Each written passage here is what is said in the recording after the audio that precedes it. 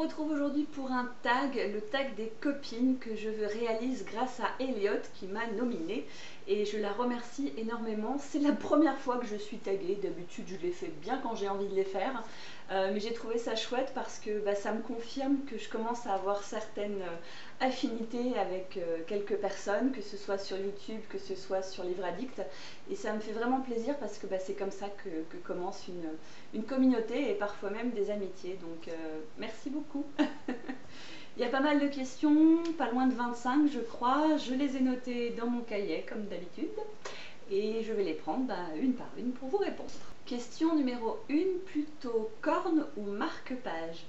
Je m'excuse par avance à toutes les âmes sensibles qui verront cette vidéo. Je précise que je ne fais ça que sur mes livres à moi toute seule. Et la réponse là tout de suite maintenant.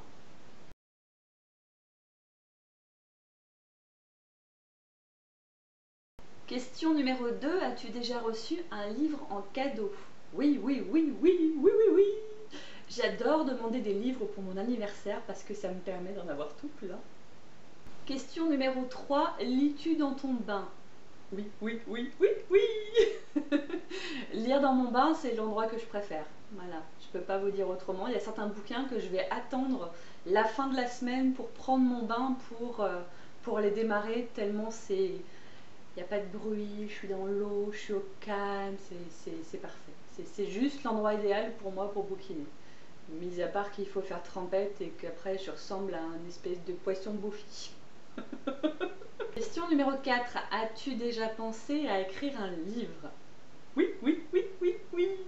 En fait, à toutes les questions, je vais vous faire oui, oui, oui, oui, oui.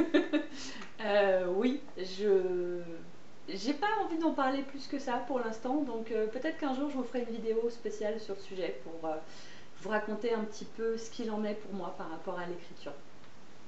Question numéro 5. Que penses-tu des séries en plusieurs tomes, donc des sagas, tout ça? J'ai un avis partagé, mais je pense comme beaucoup de personnes.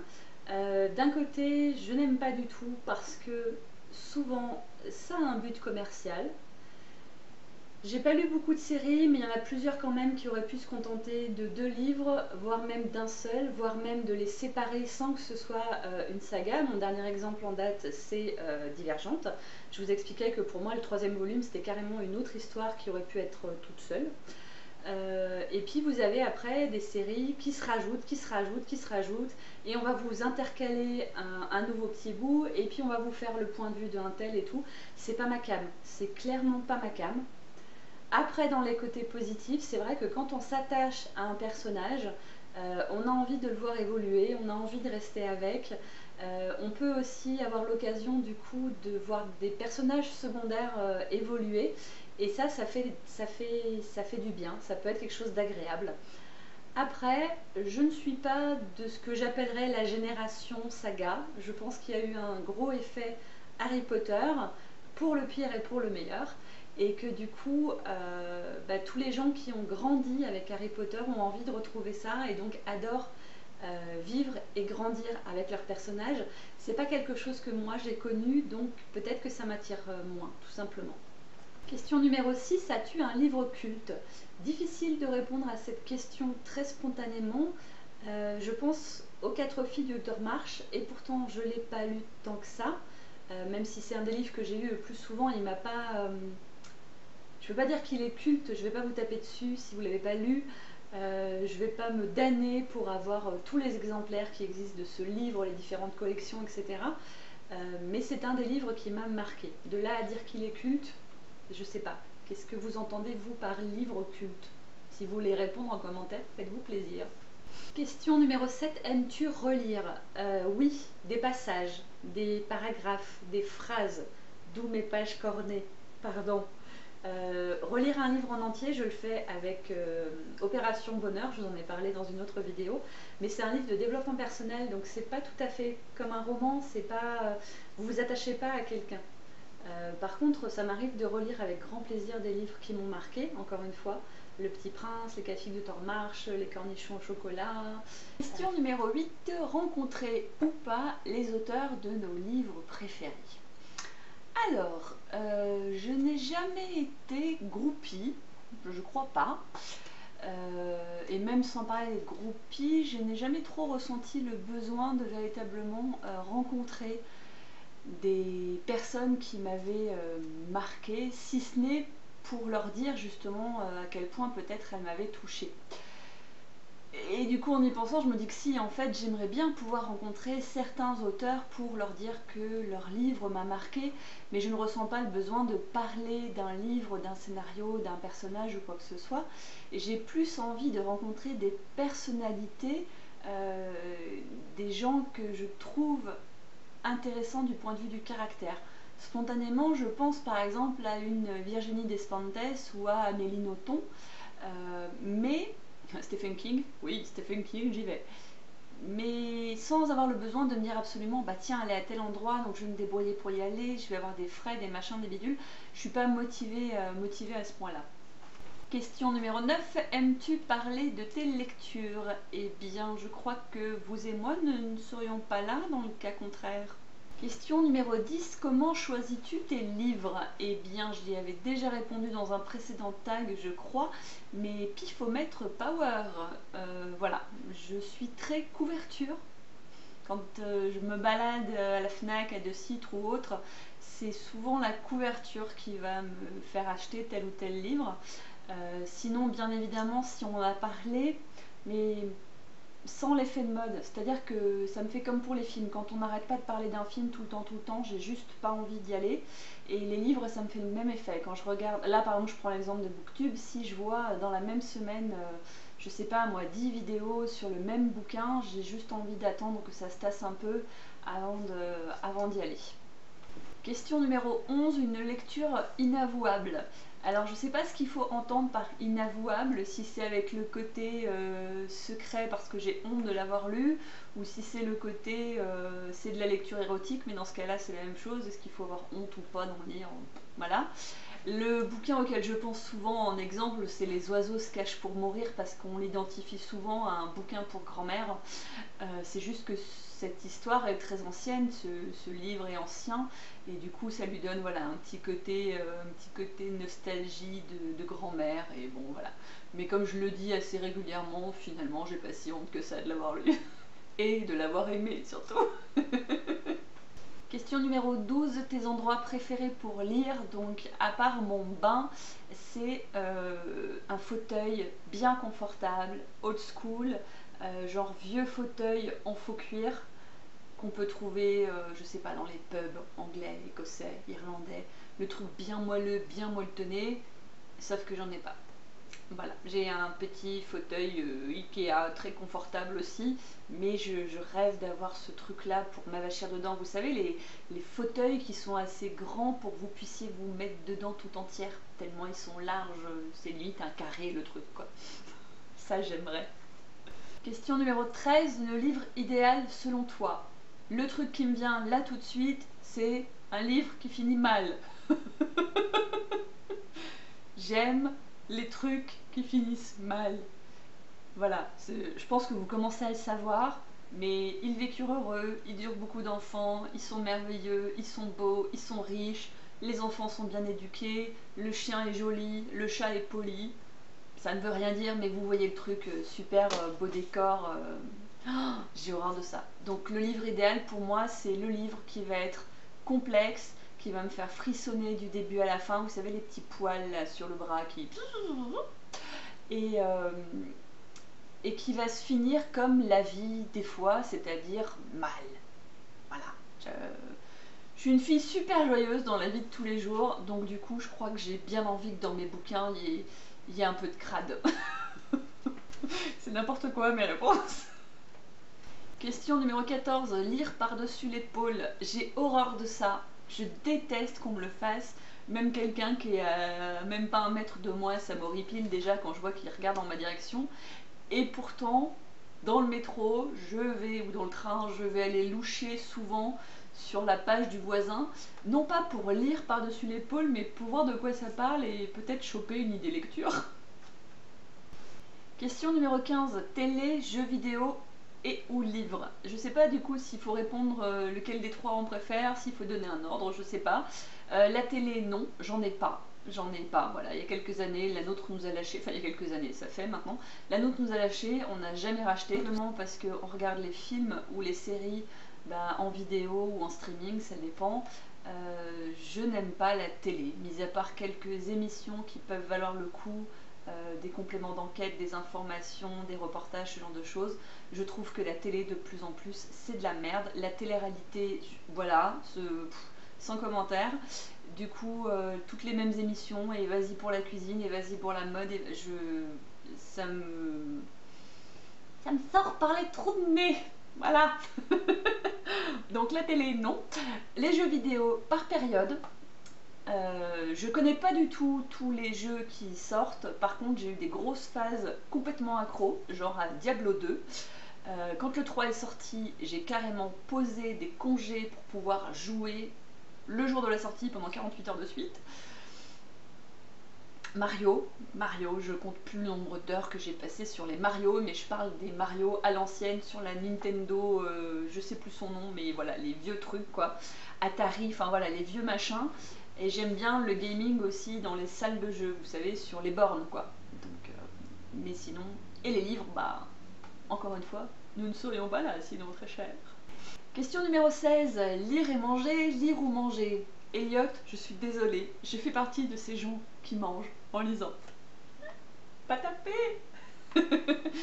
Je précise là aussi que bien évidemment je ne le fais jamais, jamais, jamais, jamais sur des livres qui ne m'appartiennent pas. C'est-à-dire que les livres de la bibliothèque, j'en prends soin comme la prunelle de mes yeux, sinon j'ai l'ombre de ma mère au-dessus de ma tête qui me fait peur. Et quand on me prête des livres, bien évidemment que j'en prends le plus grand soin aussi, donc voilà. Mais quand ce sont mes livres à moi, je les pose n'importe comment, je les corne, je les fais tomber et mon lapin se jette dessus pour les grignoter. Je fais des tâches de tout et n'importe quoi, et j'adore les livres qui ont vécu, les vieux livres qui ont plus de 60 ans, qui sont jaunes, qui sont limite moisis, qui sentent le vécu et dans lequel vous allez retrouver des trucs gribouillés. Et je suis pas en train de vous faire rêver, mais voilà, j'aime quand un livre a vécu. Mais idéalement avec moi. Question numéro 17, lecture en silence ou en musique. Alors ça me fait carrément grave chier, mais je ne sais pas lire en musique. Je pense que c'est très grave, mais c'est vrai que c'est quelque chose que je sais pas faire. J'ai besoin d'un maximum de silence, ou alors que ce soit un brouhaha, un bruit de fond. Je peux lire dans un café, je peux lire dans le train, mais si je chope un début de conversation, c'est fini. Je suis plus dans mon cocon, je suis plus dans mon monde, et ça me gâche la lecture. Donc je suis un petit peu un ermite quand je bouquine. Je peux aller m'enfermer dans la chambre pour lire, et mon homme me verra pas de la journée quoi. Voilà. Mais s'il vient, je m'arrête de lire. Je sais pas faire les deux en même temps. Suis-je une femme? Question numéro 18, que deviendrais-tu sans les livres? Alors, je suis pas sûre que ce soit dramatique en soi, parce que quand j'ai lu cette question, la première chose qui m'est venue quand je l'ai recopiée, ça a été oui, mais il y a la culture orale. J'ai pensé notamment aux contes africains qui sont transmis par l'oralité. J'ai vu des, je sais pas, j'ai vu des îles désertes avec des gens autour, des ukulélés qui se racontaient des histoires. Voilà. Ce que j'aime, c'est l'histoire, c'est le témoignage, c'est ce qui est raconté, c'est l'imagination, la créativité. Et je pense que même s'il n'y avait pas le support papier ou e-book, on s'en fout, il y aurait quelque chose à transmettre, donc je ne serais pas perdue. Question numéro 19, tu achètes un livre, tu le reçois, tu vois qu'il est abîmé, que fais-tu? Ça va vraiment dépendre de s'il est un petit peu abîmé ou pas beaucoup. Souvent malheureusement quand ils sont envoyés dans des enveloppes à bulles ou quand ils sont envoyés dans des cartons mais pas bien protégés, vous pouvez avoir une légère corne sur le dessus, quoi que ce soit. C'est pas très grave, je mets ça sur le compte du transporteur. Si je voulais pas que ça arrive, j'achèterais en librairie directement, comme ça moi je sais à quoi ça ressemble. Par contre, si on m'a dit par exemple en occasion qu'il était en très bon état et que le truc il arrive moisi, je gueule.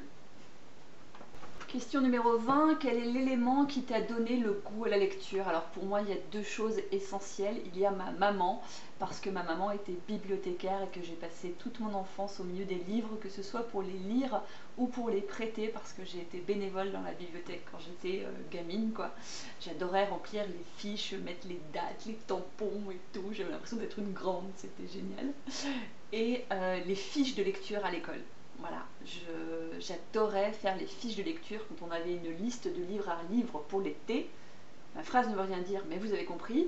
Je faisais tous les comptes rendus de lecture et du coup les maîtresses adoraient ça et elles me conseillaient d'autres livres et j'adorais. Voilà, j'adorais. J'étais un vrai rat de bibliothèque, le vrai de vrai quoi. Ça a un peu changé, mais ça revient. Question numéro 21, que penses-tu de toutes les adaptations ciné? Là aussi, question délicate, à double tranchant, parce que l'adaptation pour l'adaptation, comme on peut le voir quasi systématiquement sur pas mal de bouquins young adultes, de trilogies qui marchent, genre Hunger Games, Divergente, Labyrinthe, pour ne citer que les plus récents ou à venir, j'ai vraiment l'impression que c'est fait parce que les bouquins ont super bien marché, donc ils se disent que ça va marcher au cinéma, et donc allons-y, faisons du fric, ça me gave, voilà. Après, c'est aussi grâce aux adaptations ciné que je réalise que certains films que j'ai adorés sont en fait des livres, et je me dis que si j'ai aimé le film, il y a des chances que le livre soit encore mieux. Je pense par exemple très récemment à Gone, je pense à, comment ça s'appelle, Avant d'aller dormir, où j'ai appris en fait, après avoir vu le film que j'ai aimé, que c'était un livre. S'il n'y avait pas l'adaptation ciné, je serais passée à côté de jolies pépites. Donc tout dépend de ce qu'on en fait, comme beaucoup de choses dans la vie. Question numéro 22, si tu ne devais retenir qu'un seul personnage. Alors, là aussi c'est pareil, j'ai pas grand chose qui me vient parce que je ne me souviens pas avoir été marquée par un personnage en particulier.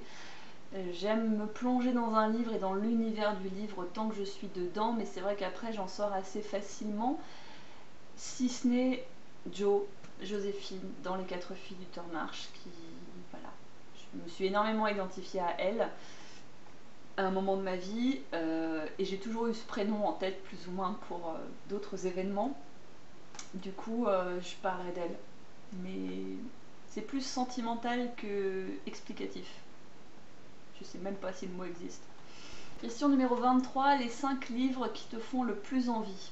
Voilà, donc là c'est typiquement la question à laquelle je suis pas foutue de vous répondre parce que j'ai rien préparé. Donc je suis un peu emmerdée pour vous répondre. Alors, comme ça, pourquoi c'est eux qui vont sortir, je ne sais pas, mais je pense à Fable, la BD. Je pense aux 4 filles du Tormarch, version jolie, que j'aimerais bien avoir. Je pense... J'en sais rien en fait. Non, je sais pas quoi vous dire. Je sais pas quoi vous dire parce que je suis partagée entre 2 livres que j'ai vraiment envie d'avoir et des livres que j'ai envie de lire parce que j'en entends beaucoup parler. Mais est-ce que pour autant j'ai envie de les avoir dans ma bibliothèque où j'essaye de ne conserver que des livres que je sais pouvoir relire ou qui m'ont marqué ou qui m'ont vraiment plu? Je fais énormément de troc, je fais énormément de reventes. Non, je vais pas répondre à la question en fait. Joker. Question numéro 24 qui avait été rajoutée par Elliot. Quelle créature fantastique aimerais-tu adopter? Licorne. Et donc là, je suis censée rajouter donc une 25e question. Je ne sais pas du tout quoi poser comme question. Je me sens terriblement seule.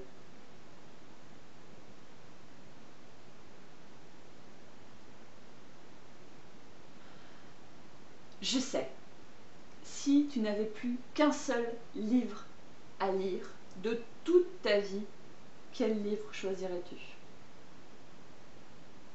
Et je sais même pas y répondre moi-même à celle-là. Me voilà bien, tiens. Qu'est-ce que ça pourrait être? Allez Laurence, vite, vite, vite, vite, vite, tu vas mourir, il te reste que quelques heures pour lire un dernier livre ou relire un dernier livre. Qu'est-ce que tu choisis? Qu'est-ce que tu choisis? Tip, tip, tip, tip, tip, tip, tip. Bip, bip. Tu es morte. Voilà, j'espère que ce tag vous aura plu. Je ne vais taguer personne en particulier, mais n'hésitez pas si vous avez envie de le reprendre. Faites-vous plaisir et puis surtout mettez-moi en commentaire que vous l'avez réalisé. Je serai très heureuse d'aller voir vos vidéos, vos blogs pour voir ce que ça donne. Comme je vous le disais, les tags, je trouve que pour apprendre à se connaître, c'est vachement bien. Ciao!